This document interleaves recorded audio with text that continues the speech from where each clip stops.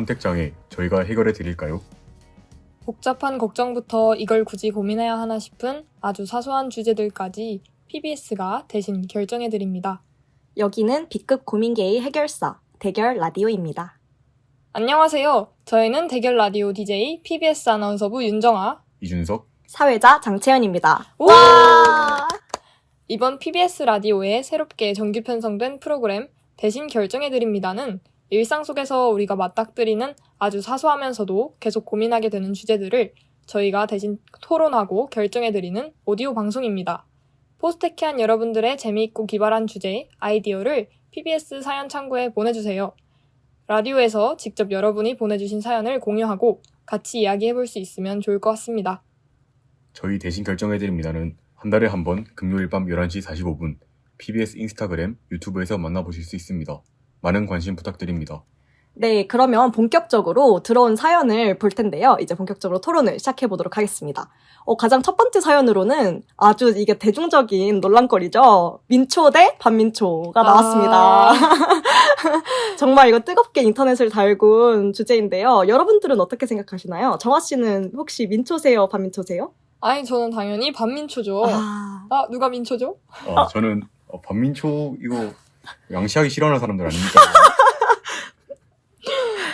네, 이로써 그러면 민초단의 대표 이준석 씨 정해주셨고요. 반민초단의 대표 씨 민정아 씨 정해주셨습니다. 그러면 본격적으로 토론 한번 시작해보도록 하겠습니다. 네, 그럼 준석 씨부터 한번 말씀해 보실래요? 이게 보통 반민초파들이 민초 먹는 사람들을 보면서 치약 맛인데 이걸 왜 먹냐 보통 이런 말을 많이 하더라고요. 근데 보통 이제 치약 맛을 이렇게 싫어하면서 먹는 걸 거부하는 사람들은 평소에 양치도 잘 안 하는 약간 좀 더러운 사람들인 것 같은데 혹시 평소에 양치 자주 잘 하시나요?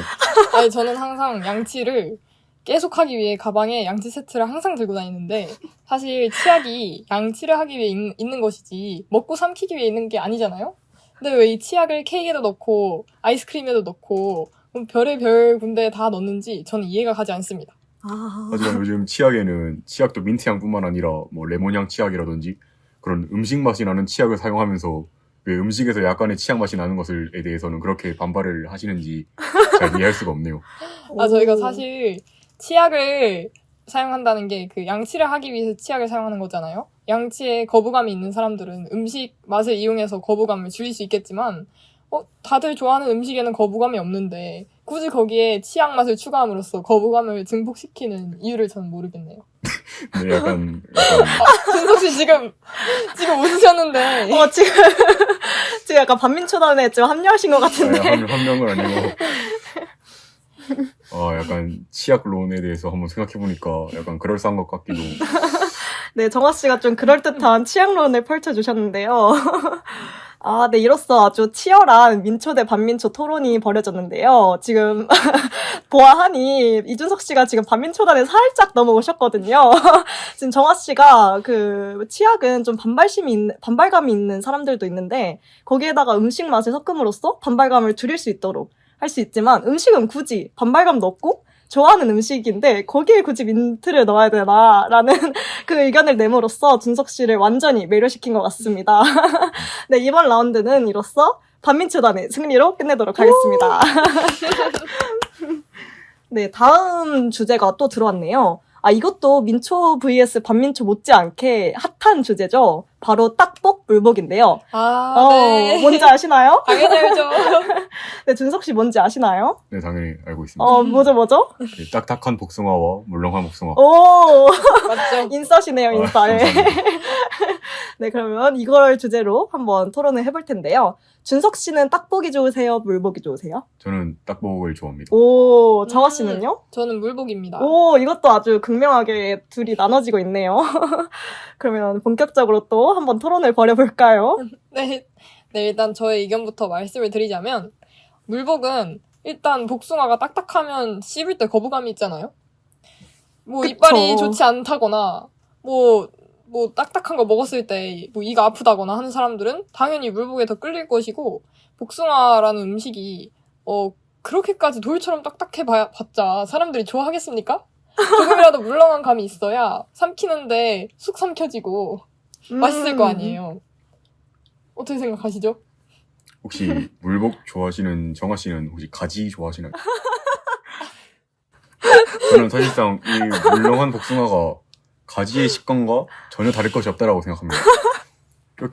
그리고 사실상 이렇게 딱딱한 복숭아를 먹으면 이렇게 아삭아삭한 식감과 함께 복숭아의 그 달콤한 맛까지 함께 느낄 수 있지만 물렁한 복숭아는 식감 없이 그냥 뭐 실수로 그냥 잘못 삼켜버렸다가 기도가 막혀서 죽어버릴 수도 있는 거죠. 상당히 딱딱한 복숭아보다 상당히 위험한 그런 그렇게 사람을 죽음으로까지 이르게 할 수 있는 상당히 위험한 과일이기 때문에 물복을 판매 금지시켜야 된 것이 아닌가 생각합니다.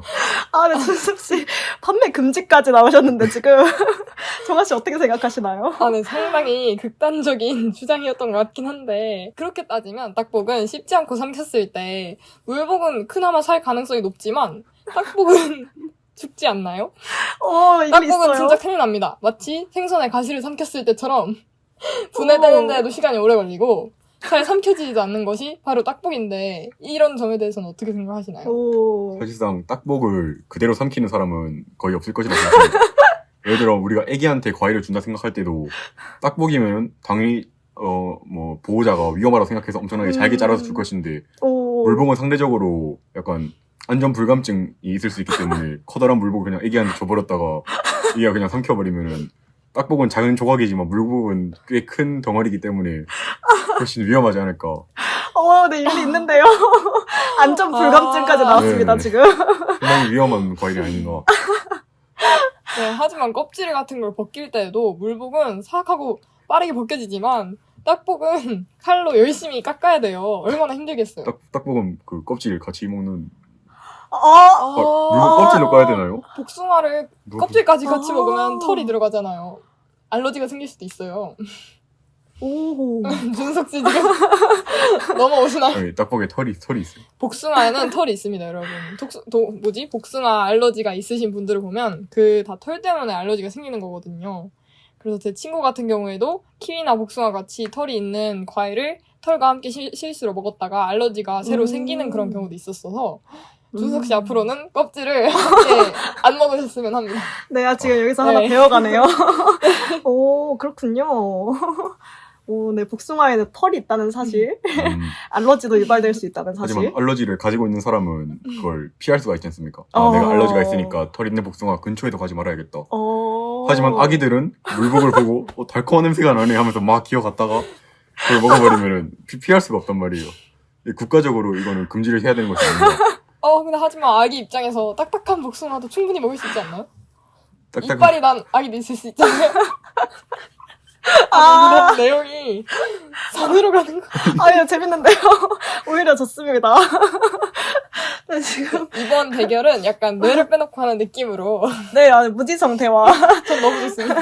너무 좋습니다. 그래서 이번 대결을 약간 우열을 가릴 수 없을 정도로 두 명 다 아주 논리를 잘 펼쳐주셨는데요. 네, 준섭 씨는 안전 불감증. 애기들이 이게 복숭아 그냥 달콤한 냄새만 맡고 네, 맞죠. 먹었다가 기저가 막혀서 죽어버릴 수도 있다. 네, 상당히 위험합니다. 그쵸, 이게 상당히 위험해서 심지어 국가에서 그 금지령을 내려야 된다. 네, 맞습니다. 라고 주장을 펼쳐주셨고요. 정아 씨는 오히려 딱복이 가시처럼, 생선가시처럼 생겼을 때 훨씬 더 위험하다. 그리고 딱복에는 심지어 껍질까지 있어서 알러지 있는 분들께 상당히 위험할 수 있다라는 좋은 발언 펼쳐주셨습니다. 네, 이번 라운드 아주 재밌는 라운드였네요. 우열을 가릴 수 없었던 것 같아요. 이번 네, 라운드는. 이거는 제가 감히 우열을 가릴 수 없었던 것으로 네, 판결하도록 하겠습니다. 네, 그럼 다음 주제로 넘어가 볼까요? 네, 지금 사연이 약간 공부에 관련된 사연이 하나 들어왔는데요. 약간 표스테키안들이 많이 공감할 수 있을 만한 사연이라고 생각합니다. 밤을 새서 공부를 하는지 아니면 아침에 일찍 일어나서 공부를 하는지에 대한 사연이 들어왔어요. 그래서 약간 새벽형 인간이냐, 아침형 인간이냐라는 주제를 두고 한번 토론을 벌여보면 좋을 것 같은데요. 준석 씨는 혹시 아침 일찍 일어나는 성격이신가요? 아니면은 새벽을 다 밤을 새서 공부를 하는 성격이신가요? 아침 일찍 일어나는 거를 평소에 선호하진 않지만 굳이 불가피하게 해야 될 게 있다면은 밤을 새서 하기보다는 아침에 일찍 일어나서 하는 것을 더 선호합니다. 약간 아침형 인간이시네요. 네, 정아 씨는 그러면 아침형 인간이신가요? 아니면 저녁형 인간이신가요?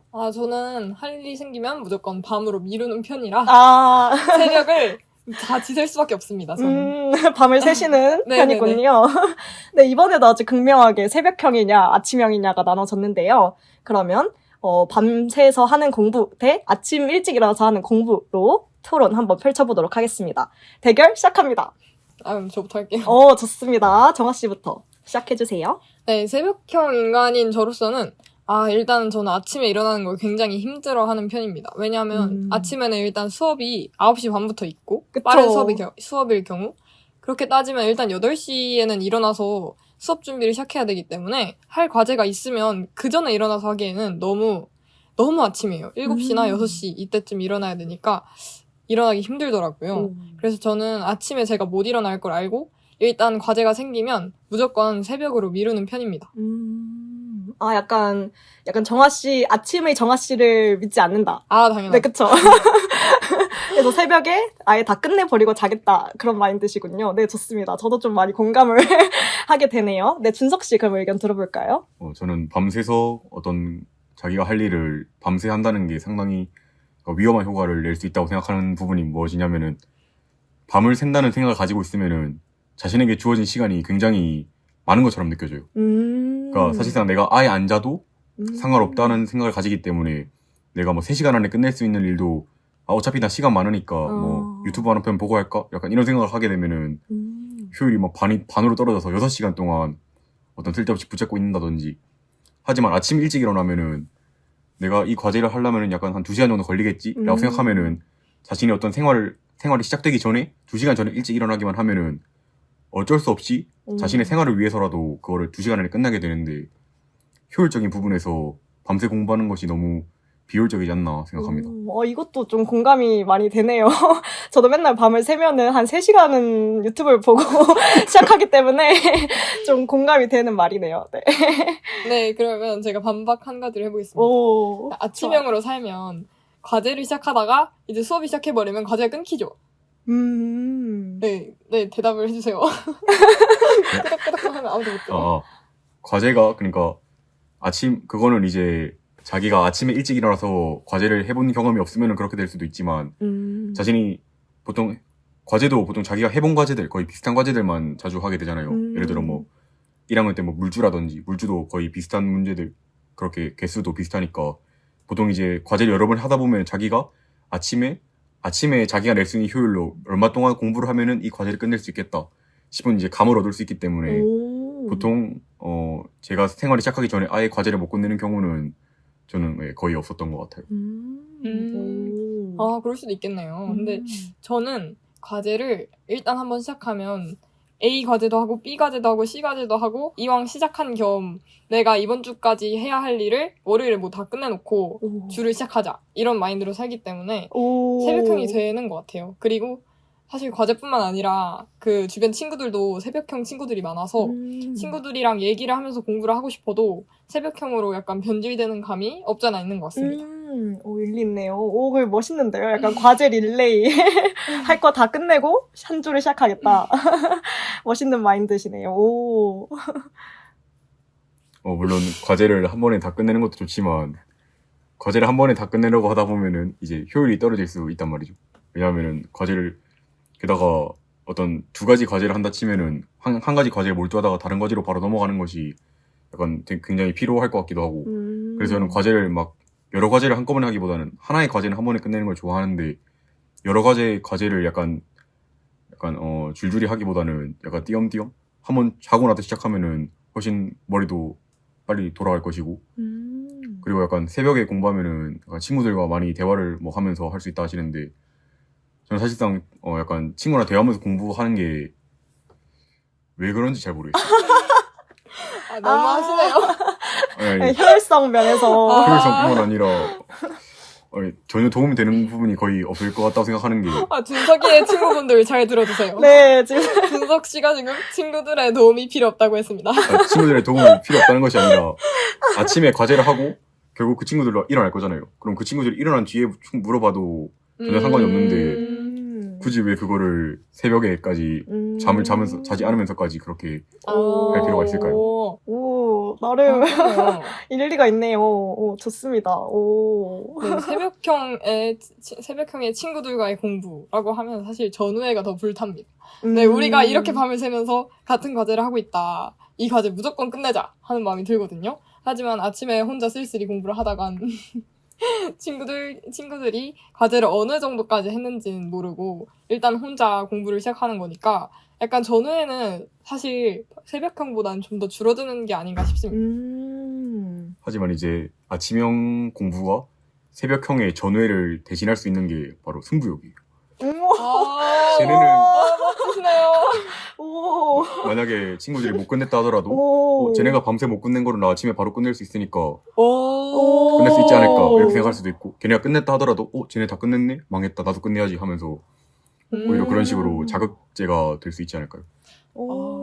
준석 씨는 사실 매 순간이 경쟁이셨던 걸로. 네, 사실 멋진 삶인 것 같긴 합니다. 저는 전회가 너무너무 불타는 삶을 살고 있어서 사실 그런 느낌은 느낀 적이 별로 없고 일단 뭐든 다 같이 끝냈던 것 같아서 사실 뭐 아침형 인간으로도 살면 나름 승부욕 자극하는 데는 좋진 않을까 뭐 싶은데요.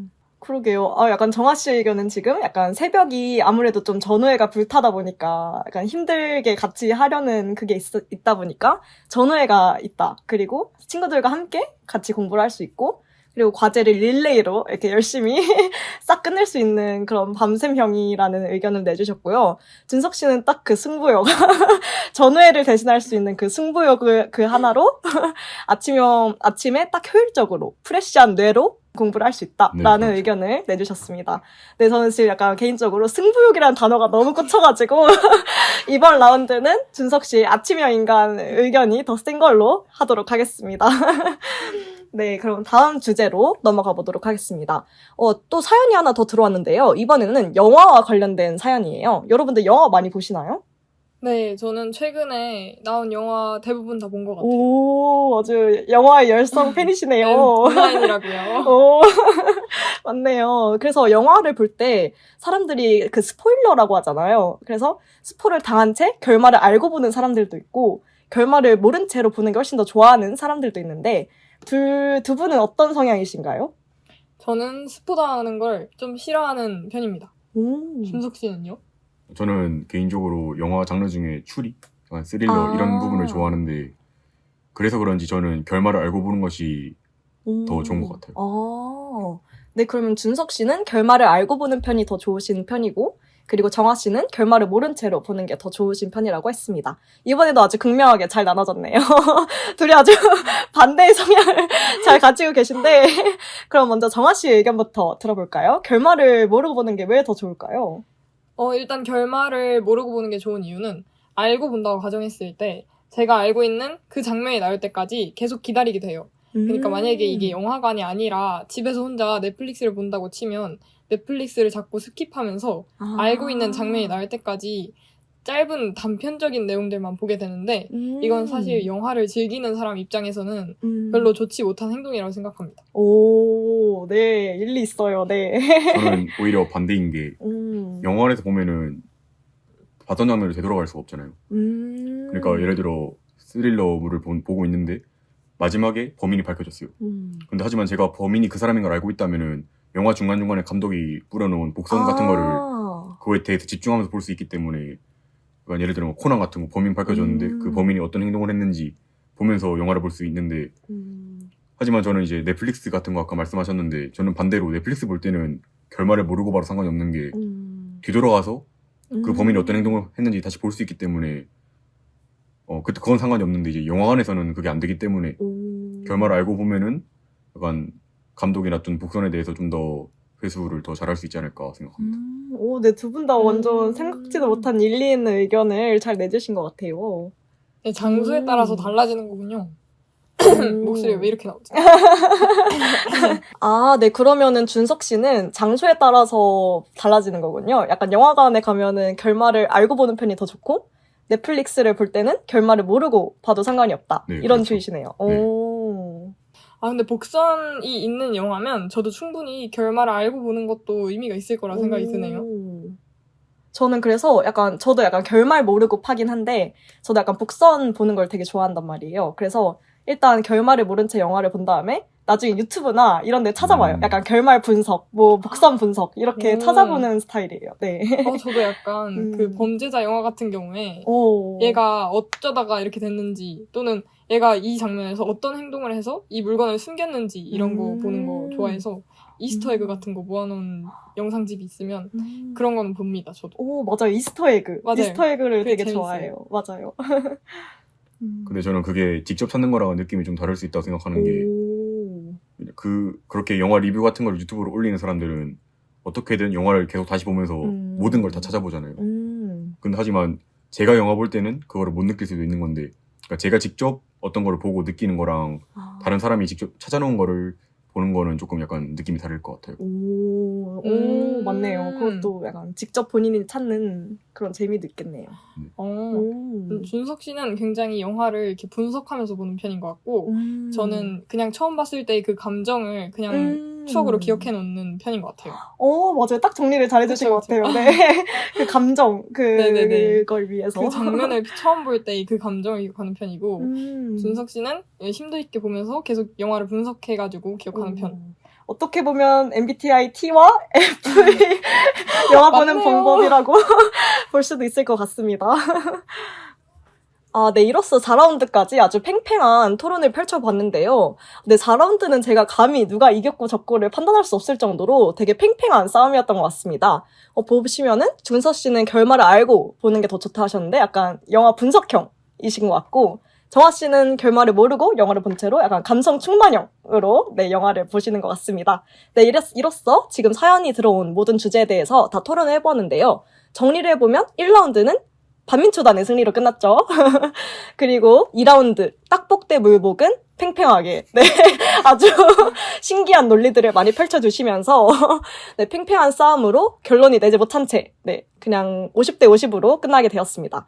그리고 3번 세 번째로는 새벽 공부 대 아침 공부로 싸울 수 있었는데요. 준석 씨의 그 승부욕 발언으로 인해서 아침형 공부로 승리로 끝나게 되었습니다. 그리고 마지막 영화는 결말을 알고 모르고 보는 거에 대한 주제였는데 이거는 팽팽하게 50대 50으로 끝날 수 있었습니다. 네, 지금까지 아주 사소하면서도 기발한 주제들을 가지고 밸런스 게임을 해보았습니다. 네, 사실 저희 업로드 직전에 PBS 인스타그램 스토리로 위의 주제들에 대해서 설문조사를 받아보았는데요. 네, 대결 라디오에서 결정한 것들과 함께 비교해보는 것도 재밌을 것 같네요. 네, 오늘 아주 불꽃 튀는 대결이었습니다. 지금 서로 무승부로 끝나게 되었는데요. 각자 소감 한마디씩 부탁드려도 될까요? 네, 저는 일단 이런 주제들에 대해서 얘기를 해보는 경우가 흔치는 않아서 그쵸? 너무 재밌었습니다. 그리고 물복 딱복의 대결에서 신기한 의견들을 많이 들어가지고 너무 재밌었던 경험이었던 것 같아요. 네, 저도 오늘 재밌게 이야기해보았는데요. 민초에 대해서 이야기할 때 제가 너무 쉽게 넘어가 버린 것이 아닌가. 다음 토론 때는 제가 좀 더 준비를 열심히 해야 될 것 같다고 생각합니다. 네, 더 강인한 마인드를 갖고 돌아오시면 될 것 같습니다. 네. 네, 지금까지 여기는 포항공과대학교 방송국 PBS 대신 결정해드립니다. 줄여서 대결 라디오였습니다. 감사합니다. 오!